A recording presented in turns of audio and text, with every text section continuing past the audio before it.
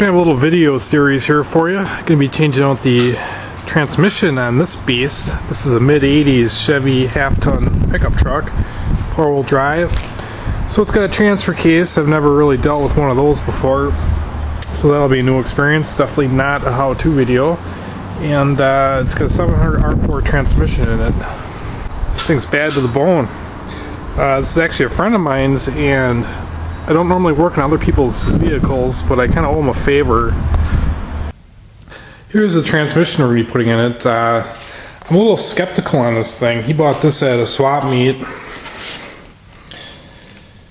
and supposedly it was rebuilt with all the heavy-duty components.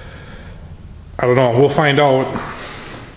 You know, you never know at a swap meet if these guys just paint these things and say they're rebuilt. So my advice to anyone, as far as buying a transmission, a rebuilt transmission, is do not buy it at a swap meet. You know, you're never going to see that guy again either. It's not like it's a reputable transmission shop that'll stand behind their work. And one thing I noticed is here the guy's got silicone on all these front pump bolts. It's kind of a red flag in my book. In my experience through building transmissions, you don't really use silicone on anything.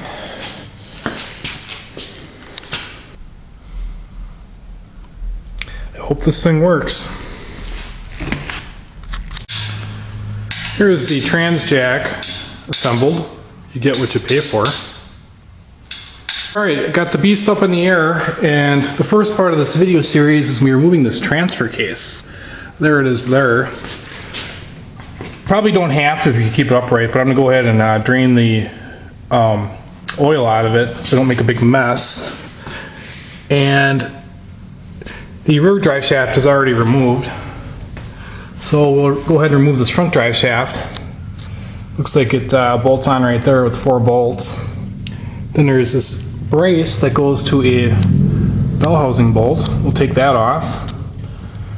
And there's a Speedo and a clip on top. And a linkage. Once all that's removed, we're going to go ahead and take these bolts in the front here off, and hopefully this thing slides right off. And we're also going to take this skid plate off. Okay, the skid plate is off. You can actually drain this with the skid plate on, but it's coming off anyway, so I'm going to go ahead and drain out this fluid here.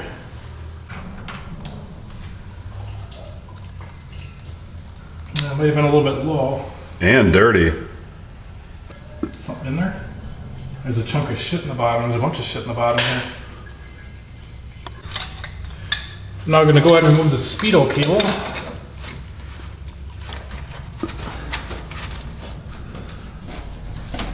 I'm going to go ahead and take this clip off. I think this is for the 4-wheel drive indicator.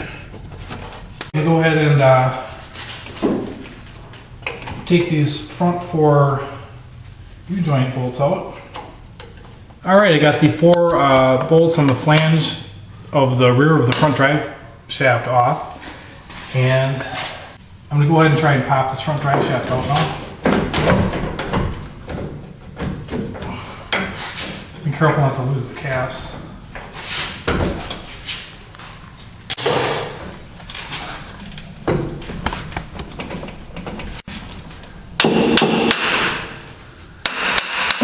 There it is.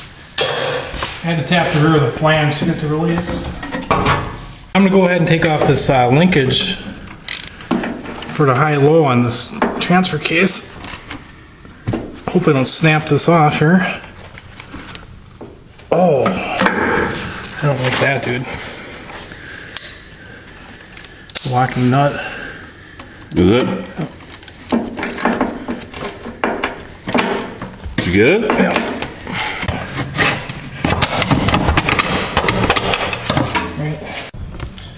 Alright, before I go any further, I'm going to go ahead and take out the 3 torque converter bolts.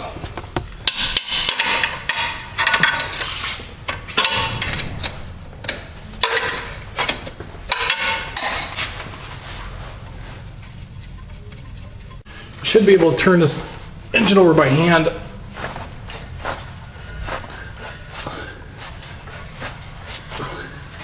And that is, of course, if your engine doesn't have a whole lot of compression.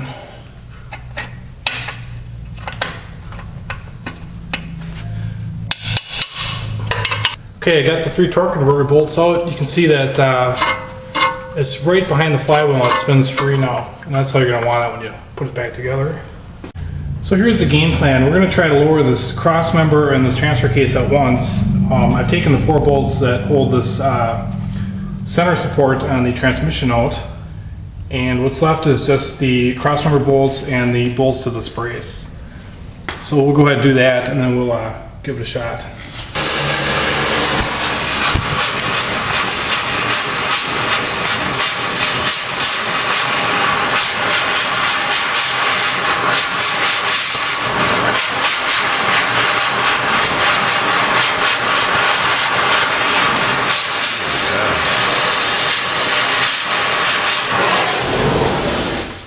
I cut a groove in it.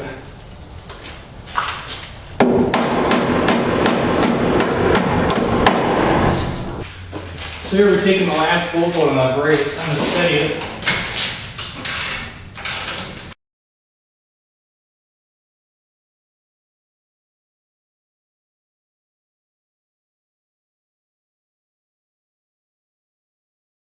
Okay, here's what the back of the tranny looks like after the transfer case is dropped out.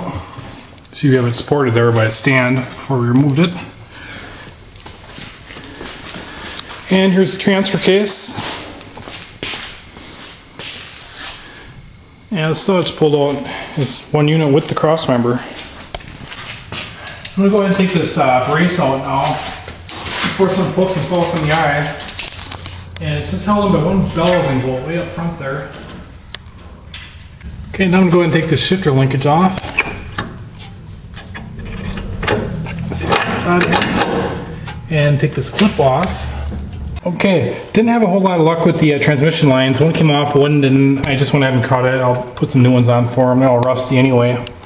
Up in this Wisconsin. And now I'm going to take off this cable. I believe this is called the throttle valve cable. I believe it's just a 10mm nut right here.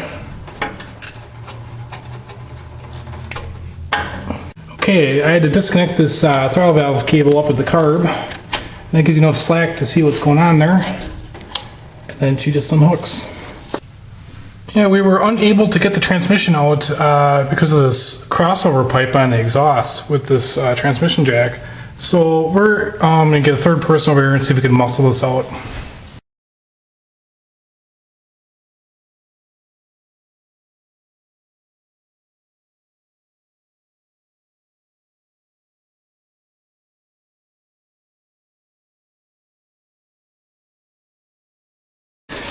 And there you have it, the transmission removal. We're going to go ahead and take this converter to a trans shop, see if they can flush it out and check it to make sure it's still good from the failure of this transmission.